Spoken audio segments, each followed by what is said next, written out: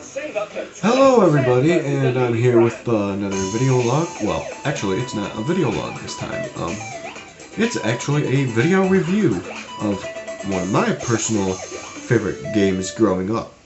Well, one of them. It's not my favorite these days because I'm here to talk about Sonic the Hedgehog 1 and Sonic the Hedgehog 2, not the other new crap. Sonic the Hedgehog's where he's green-eyed and only the classic first two for the Sega Genesis. But the ones I'm going to talk about are the ones that were re-released for the Android Google PlayStore and the iOS App Store. Yes, I'm talking about the 2013 mobile release. And so I've prepared a couple screenshots and I'm going to tell you my personal opinion about it. I can't do any of those yet. And if I do any of those, I won't be able to show you screenshots or video play of it, because I do not have the technology! But either way, you're going to see that I've put some work into putting this together. Now, let's go and check out the review. I have a notepad of things that I need, of main subjects I want to get through, and you're not going to really notice because you're going to be looking at the screenshots as I explain my personal opinion and things about the game that I grew up with that they apparently remastered. So, let's get to it. Well, first I gotta end the live video recording, and this is the only time you're going to see my face in this video. So, I hope you enjoy my review. Now, to get into my whole entire review, I hope you enjoy. This is for Sonic the Hedgehog 1. Now, in this new release, there's now a time attack in the main menu, and it now features a save feature, which, as you can see, you can play as all characters throughout the series, and I've completed it with 3 character sets. Yes, you get to keep the Chaos Emeralds after you complete the game. Now, with Tails, which is kind of unique in this game, he can fly. You can actually press the jump button multiple times so that you can fly. I find this quite useful, and it makes Tails a pretty easy character to use.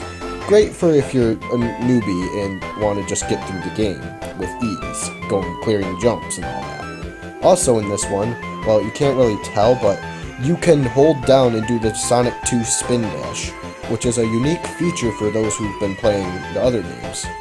However, there is an option in the settings menu to turn this feature off, so that you are forced to play the game like normal, where you can't just hold down, tap the jump button, and charge up a powerful spin dash. You'll have to actually do a normal rolling spin in order to get through certain areas. Which, I've beaten the game before without needing a spin dash. But still, the game is quite playable and quite fun, no matter what kind of settings you have. Now, after you beat the game, there is a stage select, which, to me, that lets you be able to play the same game, keep all the emeralds, and just go through the game and try and get a better score. That's how I see it as, but I'll explain about the leaderboards and stuff later. Now, moving to my personal favorite, Sonic the Hedgehog 2, where Tails originally came in. In this one, Tails can still fly. Sonic is supposed to learn the spin dash in this one. Also, you can play as Knuckles, like in the previous game where you couldn't originally play as him, or Tails, for that matter, which is Sonic the Hedgehog 1, but we're here to talk about Sonic the Hedgehog 2 right now, so let's just get into it. There is a time attack mode, just like in the first one, which you play the level, try and clear as fast as you can. Quite fun and challenging if you want to. There's also a 2-player versus mode. This mode is straight up online, no split screen or anything. You have your own screen, and it's a 2-player versus. Now, there is achievements featured in this second one. Don't mind the volume bar that's on my end. But there's a set amount of achievements, like getting all the emeralds. Oh, and the leaderboards. Everybody cheats the leaderboards. Don't even worry about leaderboards. It's cheating. Now, just like in the first one, you have a save feature, so you can keep all the emeralds after you beat the game.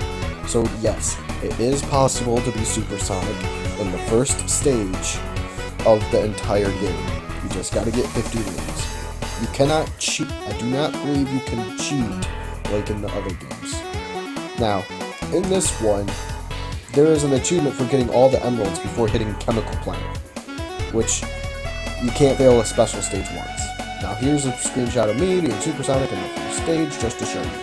However, in this release version, they re-released, they added a new zone. Somewhere in Mystic Cave 2, there is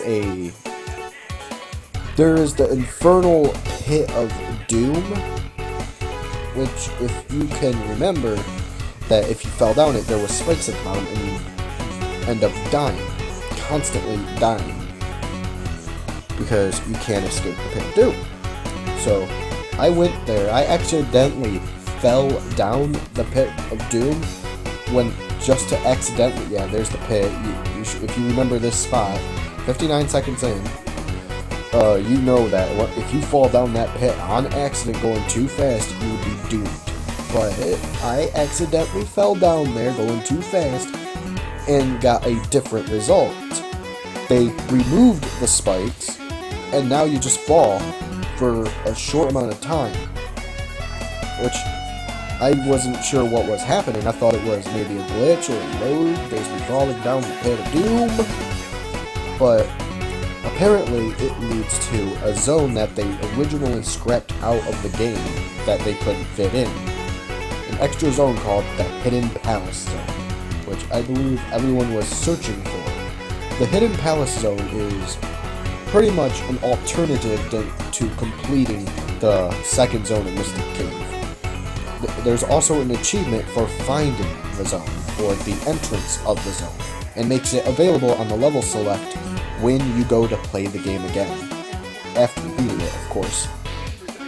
Now, the zone is 1 act long, and features a boss battle that I've never seen before and never knew how to beat before. It took some time, but I finally figured out how to beat it. It's not too difficult, but either way, it's a 1 act long zone. Think of it as an alternative route for an alternative boss fight than the one you get to see in Mystic Cave Act 2. Now, after you could think of it as a way to try and build up a little bit more points. As I said, there is a stage select. In the Mystic Cave Zone, there is a Hidden Palace Zone. There are a few new enemies here and there, and some underwater hazards, as I should say, because you can drown and all that. But also, both these releases come with the boosted. What was I gonna say? Anyways, they can handle 60 frames per second. So I wasn't gonna talk about the special stage. I don't have a screenshot for the special stages, but the special stages run so smoothly that it kind of feels like you're actually running through it more smoothly, and you can see the rings clearly coming towards you in the second Sonic the Hedgehog 2 special stage. As for the Sonic the Hedgehog 1, the thing spins so smoothly that I become disorientated by the fact that it's spinning. Now, Sonic 2 is my favorite one so far, but that's my personal opinion. I would play these games to the end of days if I could. Well, that's the end of my review. These games are quite good, and for being remastered, they do excellent. Well, that's the end of my review. Hope you enjoyed. Yes, I can't lie, I painted my